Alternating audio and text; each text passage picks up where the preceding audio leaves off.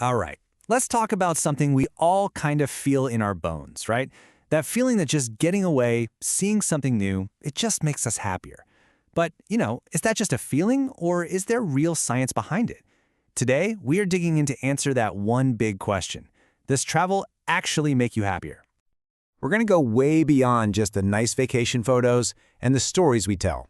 We're going to look at the hard data, what's actually happening inside our brains when we pack those bags. And look, the goal here isn't just to prove what we hope is true. It's to figure out how to get the best possible return on our happiness. Okay, let's just jump right in with a number. So a study out of Washington State University found that people who travel pretty often report being about 7% happier than people who don't. Now I know what you're thinking. 7%? That doesn't sound huge, but trust me, in the world of well-being science, that is a really significant measurable jump in your overall life satisfaction. That's a big deal. So yeah, the short answer is a definite yes. Travel makes you happier. But, and this is a big but, that's not the whole story. See, just booking any old trip isn't some magic ticket to permanent joy. The real secrets, the stuff that turns a regular vacation into a powerhouse for your mind, are all hidden in the how and the why you travel. And that's exactly what we're going to unpack. So to really get this, we've got to look at the science of it all. I mean, why does our brain seem to value a trip to a new city so much more than, say, a brand new TV? Well, it all boils down to a really basic choice we're constantly making with our money. At the heart of all this research is this one big comparison. Spending on experiences like travel versus spending on material things. And when psychologists put these two head-to-head, the results, well, they're not even close. One is the clear winner, and let's break down exactly why. And this table right here just lays it all out perfectly. The happiness we get from buying stuff, it's really short-lived. It fades so fast because of this thing called hedonic adaptation. Basically, we just get used to it. But experiences? Oh, they become a part of who we are. They become our stories, our memories, and you can't just get used to a memory. And, this is crucial, experiences are way less likely to make us feel jealous. You're probably not going to feel that bad if a friend's trip was different than yours. But if they get a bigger, flashier car, yeah, you might feel a pang of envy. It's what makes travel such a rock-solid, psychologically smart purchase. Now here is where things get really, really interesting. The happiness boost from your trip, it doesn't actually start when you step on the plane. Nope, it starts way, way earlier than that. It's a real thing, and scientists call it the anticipatory glow. This is the amazing phenomenon where just the act of planning your trip, booking flights, and daydreaming about it, all of that generates a huge boost in your mood. The waiting period itself is actually part of the fun. So think about it this way. All those weeks or months you spend looking forward to a vacation, that's not wasted time. That's a huge chunk of the total happiness you're getting from the trip. That anticipation is a valuable thing. It's so different from, say, waiting for a package to arrive, which is mostly just annoying. Waiting for a trip is pure joy.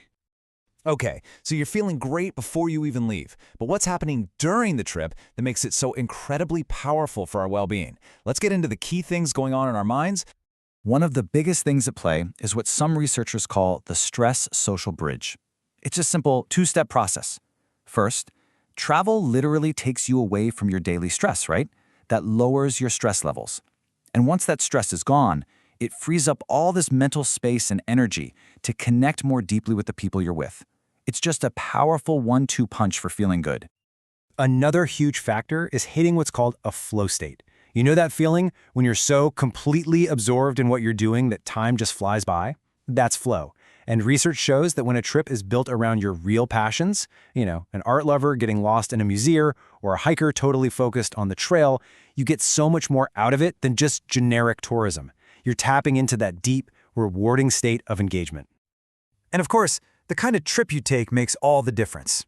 For anyone dealing with constant stress, a trip focused on pure relaxation isn't just a luxury, it's an absolute necessity. It lets you just disengage. It gives your brain a chance to actually recover and recharge its batteries. Adventure travel works in a completely different way.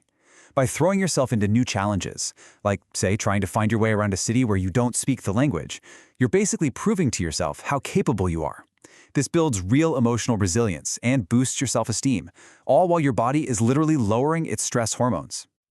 And what about social travel, especially with family? Well, it creates this really unique space for building relationships. You're taking everyone out of their usual roles, their daily routines, and sharing those new experiences, even navigating little challenges together, like finding the right train. That stuff really strengthens your bonds and builds this amazing sense of we're in this together. And we absolutely cannot forget solo travel. This offers some pretty unique benefits you just can't get in a group. It's a chance for some really deep self-reflection. It gives you this incredible sense of freedom, control, and self-discovery that is just so empowering. So you've had this incredible, amazing experience. But we all know what happens next. You get home, and that vacation glow starts to fade. So the big question is, how do we make those good feelings stick around? I mean, it's so frustrating, isn't it? One minute you're feeling on top of the world, and then a week later you're back at work and it feels like it never even happened. Well, don't worry, you're not crazy. There's a very real psychological reason for this. It's something called hedonic adaptation. You can think of it like a happiness thermostat. Our brains are basically wired to return to a baseline, a set point of happiness. So a great trip can give you this huge spike, but eventually our internal thermostat tries to pull us right back down to our normal level. But guess what? We can fight this. The science gives us some clear strategies. First, and this is key, studies show that only a very relaxed trip gives you a lasting boost after you get home. Second, it's all about quality, not quantity. Seriously, how long your vacation is has zero to do with how long the happiness lasts. And finally, you have to be smart about how you come back.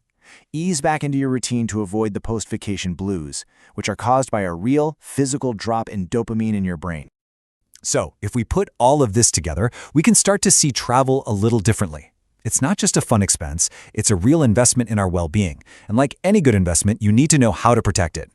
And these are the big happiness killers you have to watch out for. Number 1, debt. If you go into debt for a trip, the financial stress you feel afterwards will completely wipe out any good feelings you got. Number 2, logistical stress. A poorly planned, jam-packed itinerary that leaves you no time to breathe, that just completely defeats the purpose. And finally, a mismatched trip.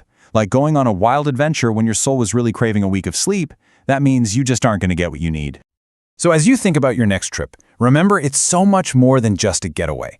It's a chance to make a strategic investment in yourself. And now you have the tools to do it right, from soaking up that anticipatory glow to designing a trip that actually lets you relax and recharge. The real question isn't just, where am I going to go? It's, how am I going to design this trip to get the biggest, best return on happiness I possibly can? Thanks so much for joining me.